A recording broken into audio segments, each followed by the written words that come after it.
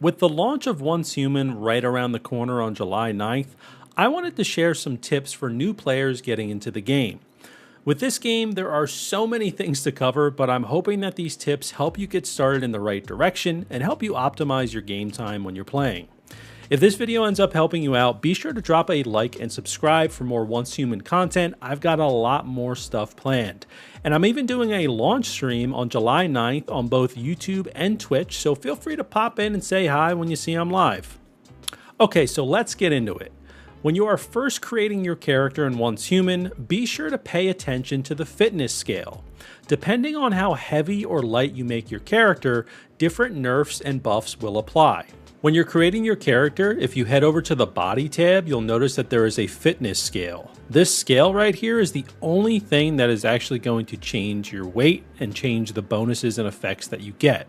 So in the bottom right, you'll see that there is a person icon, and you can see that my current weight is 65 to 85 kilograms. My base load is 90 kilograms, meaning that's how much weight that I can carry in my backpack. I also have a torso damage reduction of plus 10%, and my stamina recovery speed is plus 20%. So if I were to lower my fitness right here and put it as low as possible, you'll see that now I am below 65 kilograms, I'm underweight, my base load is only 80 kilograms, my melee attack speed is plus 15%, but my damage is minus 10%, and my max stamina is plus 25. And then if we make this as heavy as we can go, or just pretty heavy right there, you can see that now we are in the final tier here of above 85 kilograms. My base load is 100 kilograms, so I can carry more, but my melee attack speed is 10% less, and my damage is 15% more. My rolling speed is also minus 20%, and my weapon stability is plus 15. You are able to change your weight later in the game by eating specific foods that help you gain or lose weight, but it can kind of be a tedious process. Foods with the fried to crispy tag, like French fries, will usually make you gain weight, and it usually mentions it in the description of the item. And a way to lose weight is to actually eat rotten food, which will make you puke and lose weight. Then you just take an antibiotic afterwards to stop the puking. So you can go through all that trouble to change your weight, or you can just set your preference at the beginning and just try to maintain that weight while you're playing. I personally will be using the middle tier as it seems pretty balanced, but feel free to choose whatever weight you would like. Another good tip is if you get any weapon that has a specific keyword in the description, like I have this one right here, it's the Icebreaker LMG. You can see it says in the description, the first hit after reloading triggers Frost Vortex, and Frost Vortex is underlined and turned yellow, so that's how you know it is a specific keyword. If you're wondering, what exactly is Frost Vortex, you can't just go ahead and use your mouse and click directly on it because it will move to the other items in your inventory. But if you click on the item itself, you are able to hover over Frost Vortex in the description, and you can see that it says it creates an area that deals continuous frost elemental damage and slows down enemies. And here is where you can also take a look at all keywords. So if you hit X right here, you can actually see every keyword in the game. You can see the tag associated with it, as well as the details of the buffs that you get with that specific keyword. Now, if you are going to be looking in the blueprints tab here, let's say you're, dreaming of getting one of these legendary weapons, you can see right here the Memento pistol is one of these legendary guns that has the fast gunner keyword. There isn't a way to actually click on these and go ahead and see what that keyword means. So what you have to do is go to any weapon that you have in your current inventory that has a keyword and do that process I just showed you, and then you can click on view all keywords, and then here is fast gunner, and you can read all about it right there, just as an example. So that's how you can look at all the keywords in the game. It's kind of hidden away almost in your inventory, but it is really useful, and I hope it helps you out. Every 5 levels you gain in Once Human, you'll be able to choose a new mimetic specialization.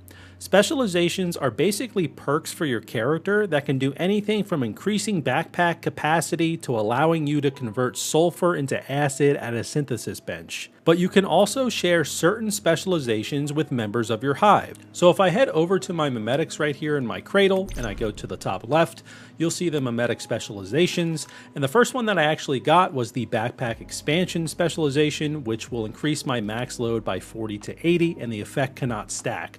So this basically gives me an item that I am now able to craft at my supplies workbench. So if I head over here, you can see that I have the backpack expansion item. If I craft this, I just put it right in my inventory. It goes directly in there. So I have this one right here.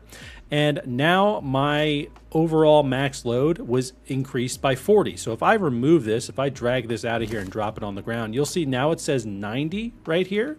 But if I go ahead and pick this back up, it now shows 130 as the total. So that increases my max load. The durability of it is 14 in real life days. So basically every 2 weeks I would need to craft a new one of these. Like it mentioned before, these don't stack, so I'm not able to craft a bunch of them and just have a huge max load. But what's cool about this is, yes, you can share these with other people. So if I just crafted another one of these and I just dropped it on the ground, I could have someone from my hive come over and pick it up, and they would also get that benefit. So when it comes to setting emotes in the game, they do make it a little bit confusing, I think, because if you hold down X, which is what everybody will tell you is the emote button, you'll see that there's a wheel here where there's no options, and then you can switch to commands, and then you can switch back to expressions, and there's just no options here. So how do you actually go ahead and set emotes? So you're gonna wanna go to your inventory here and then head to the cosmetics tab. This is where you're going to be able to set all the emotes. Head to expression and you'll see all the emotes that you have unlocked right here. And then you're simply just able to hit the specific number that you want on those emotes, and it will get added to that wheel right here. So I've just set these random ones. Now if I hold X, you can see those emotes are right there and I am able to use them. If you're looking to play with friends, as I'm sure most of you are, you need to be aware of how Once Human sets up their servers. I have another video going into more detail on this, but essentially Once Human has servers and it has worlds.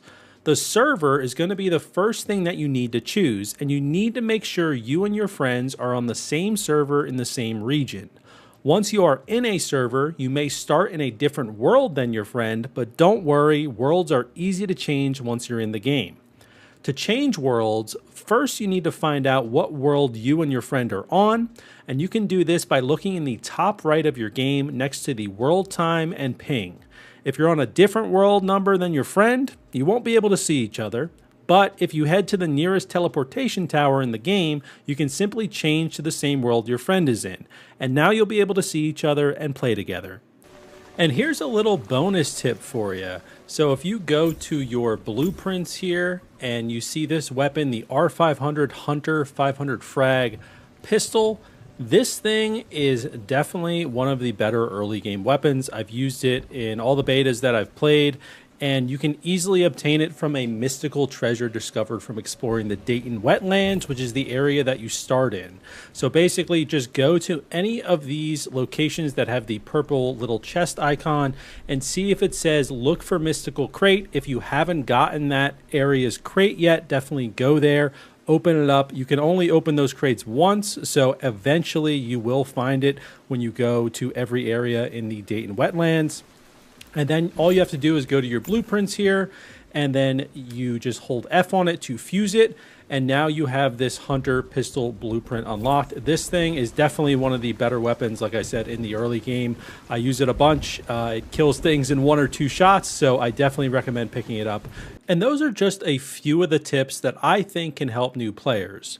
As I mentioned earlier in the video, I am doing a launch stream for Once Human on July 9th on YouTube and Twitch. So if you have any questions or if you want any more tips, feel free to pop into the chat when I'm live and I'd be happy to show you some more. Now, if you've played the Once Human betas before, what other tips have helped you out as a new player? I'd love to hear about them. Drop a comment down below to help out some other new players joining the game on the 9th, and we can have the comment section kind of be like a repository for player tips and hopefully help out some people.